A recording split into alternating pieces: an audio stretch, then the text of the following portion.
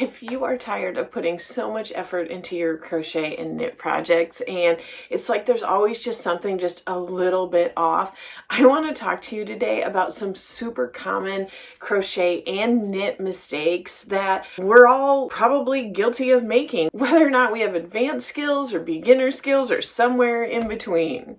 One of the biggest mistakes that I have found for myself, and I don't know how I do this. I'm just not putting enough detail into really reading and understanding the pattern I'm working with. Unfortunately for me, this has often resulted when I'm like halfway or 3/4 of the way through the project and all of a sudden it's just not turning out how I thought it was going to. If you watch my cozy night of crochet video, you will know I had tons of problems with the pattern I was working on. And to be honest, I still don't know if it was me or the pattern. I've got another video I did a while back, and I'll link that for you as well, where I'm talking about some different shawls, and I got so far through the shawl and then had to work back because I realized I had skipped a whole section of the shawl.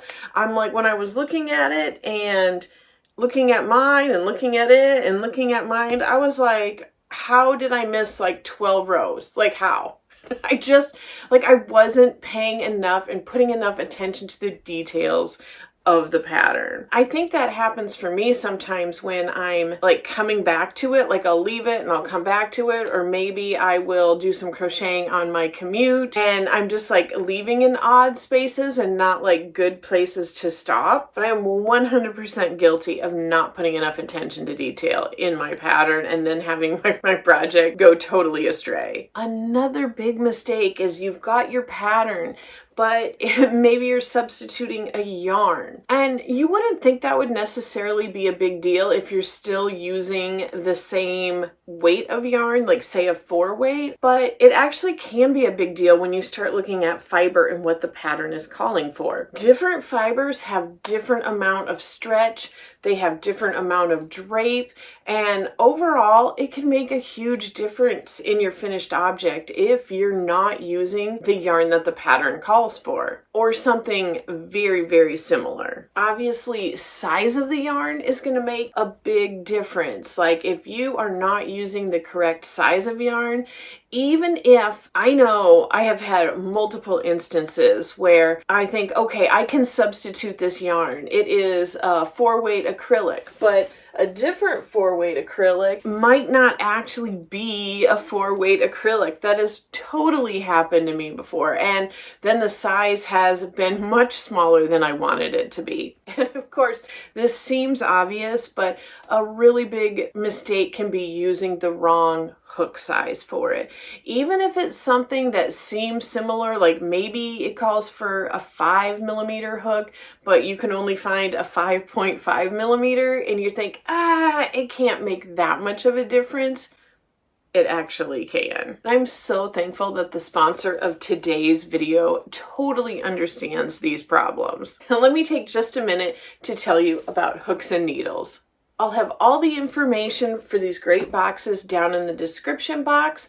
I'll have a code for you to use to get 20% off your very first order, and I'll have a link right down there in the description box too. But what I think is so great is that Hooks and Needles has really taken the time to put together these great booklets. In each booklet, they have easy to follow patterns that really don't require any experience in order to complete them. So these boxes are perfect for both beginners and seasoned crocheters. And they have expert tips to take your crafting to the very next level. Whether it's crochet or knit, there's a box for each. But what I like best is there's actually a QR code in the booklet on every project, and it'll take you to a video that accompanies the pattern. And this is exceptionally helpful for me. I know I have struggled a lot with just written patterns. I sometimes maybe read it too literally, or I just stop reading and only read part of it and don't like comprehend like the full instruction of what I'm supposed to do. So it's very helpful for me to have that accompanying video. I mean, when I started out crocheting, I absolutely 100% had to have a video. And that's one of my tips for you too, is if you are struggling with just reading patterns, find ones with videos. So these videos give you the opportunity to learn your new techniques at your own pace.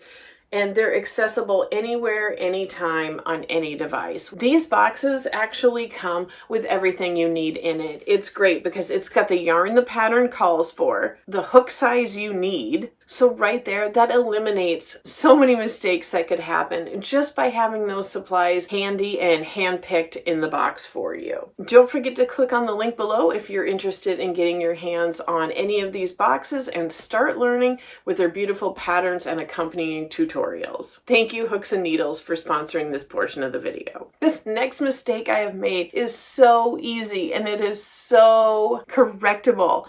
But for the longest time, I was just being too lazy and resistant to stitch markers. And what I have come to realize is I 100% need stitch markers. I know a lot of my friends who do amigurumi are really used to using stitch markers, but a lot of things I just thought, I didn't need a stitch marker. I can see where my placeholder is, but in reality, I cannot. Especially if I'm working on a larger project, like bigger than a hat or something like that. Oh my gosh, I need them to denote where my stitches are so that I don't have to guess and so that I'm not left having to like recount a row of 200, because that has led me into the very next mistake. And that mistake is either adding a stitch or skipping a stitch. And it kind of boils down to coming to terms with the fact that I can't just count to 200. Like, I need to count in about sections of 20, put a stitch marker in, and then just start over, count to 20 again.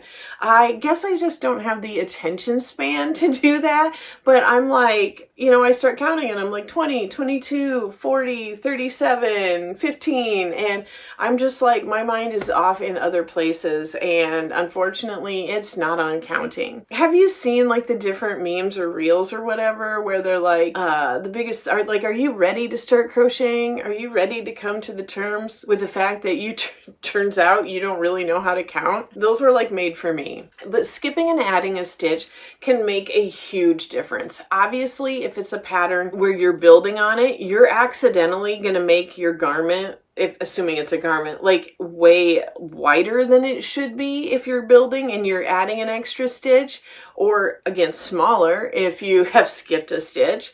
If it is a type of pattern where you're alternating, I did a pattern recently where it was alternating front post and back post double crochets, which I love the look of, but it needed to be exact because when I came around, I didn't want two front post double crochets butted up together and creating like a big seam down the back of that hat. It needed to be seamless. It needed to be front post, back post, front post. So if you're off on your count by just one, it can make a huge impact in the size and the look of that project. The next mistake that you could easily be making and not even knowing it is inconsistent tension. And there's a few ways that this has come into play for me. Number one, when I started crocheting, I was gripping that hook and gripping that yarn just, I don't know, so tight, and I don't know why, but I felt like, oh, it had to be tight. And as I have gone on, I have become a much looser crocheter. And as a side note, it's actually much more relaxing to have a loose grip on that and just kind of letting the yarn flow a little bit, as opposed to like, oh, it's like I felt like my jaw was all tight even. So if you're trying to make crochet more relaxing, really work on loosening your tension. But getting back to the point on that one, inconsistent tension can definitely happen, like I said, as you're going along. So if you started a project, like say a temperature blanket at the beginning of the year, and you've become a lot more experienced, and here it is in December and you're on your very last month, there's a good chance your tension might either be much tighter or much looser than it was at the beginning of the year. Inconsistent tension, though, can also happen if you're starting a project and stopping a project a lot. You know, maybe it's something you only work on the weekends, and you're working on a different project in between that's smaller, and that one one does require a little bit tighter stitch or something, and then you're going back to the original project that requires it to be looser. And you might find that those first couple rows, every time you start, might be a little bit tighter just because you're used to working on that tighter project. So you might find that you're having rows that fluctuate a little bit. So even though it's the same yarn, same hook, that you might have one or two that are tighter, and then it loosens up, and then it gets tighter, and then loosens up again as you go. Is it the end of the world? No, but if you're feeling like your pieces just aren't like on point, that may be a little bit of a mistake you're making and just not even realizing it. Probably the most common inconsistent tension that I make, and I'm pretty sure everybody else makes too, is when you're dealing with your foundation chain. And for me, I whip those out and I'm just working on it, and I find they are way tighter than my stitches. So the easiest remedy for that is to use like a one size larger hook while you're doing your chain, and then switch back to the original size hook to go ahead and do your stitches, because I see that a lot with people's blankets and things like that, where, you know, it is pretty good, but then that very, you know, like either the bottom or the top, whichever it would be, is like a little bit gathered in there at the bottom, and you can just see, whoop,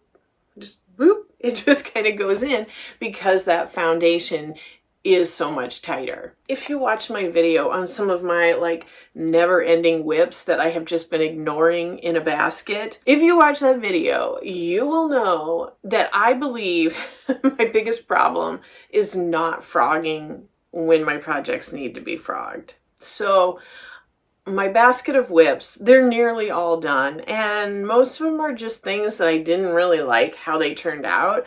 So in my mind, if I don't finish them, like it prevents me from having that disappointment of a project I don't like. But this can happen even in projects you do like, where you're going along and you maybe realize you made a mistake, but you think, I can correct it, or it won't be that noticeable. Things like that, which can in turn lead to other problems. Like I said earlier, like probably it's going to be like the misstitch or the extra stitch. Those are my most common things that I would need to frog out. Other things have been quite a few times when I have been doing a granny, like a granny square or a granny stripe project. And because I do, like I said, crochet on my commute and other things, I get interrupted a lot.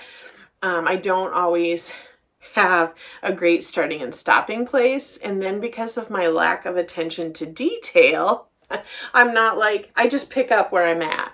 And I don't necessarily check my row before I start crocheting. And then I'm 3 rows up and I look down and I'm like, oh, this cluster that's supposed to have 3 stitches in it has 1. Then I'm at this point where I'm like, frog or not to frog? Do I go back?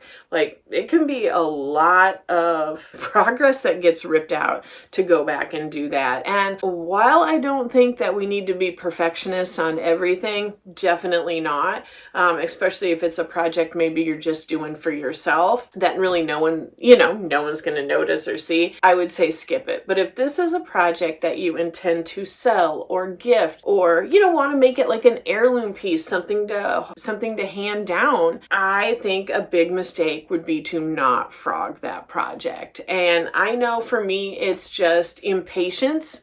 I don't want to say laziness. I think I'm impatient and I just want to start the project and move on to the next one. But that is a big mistake. If again, you're just feeling like your crochet or knit project is like 99% perfect. It's like almost there, but it's like something is just hitting just slightly off and it just doesn't feel quite as on point as you want it to be. That is the time where you really need to spend a few minutes, maybe walk away from it for a few hours or a day and come back, look at it more objectively, where you can think, okay, you know what, I've had a day to think about this.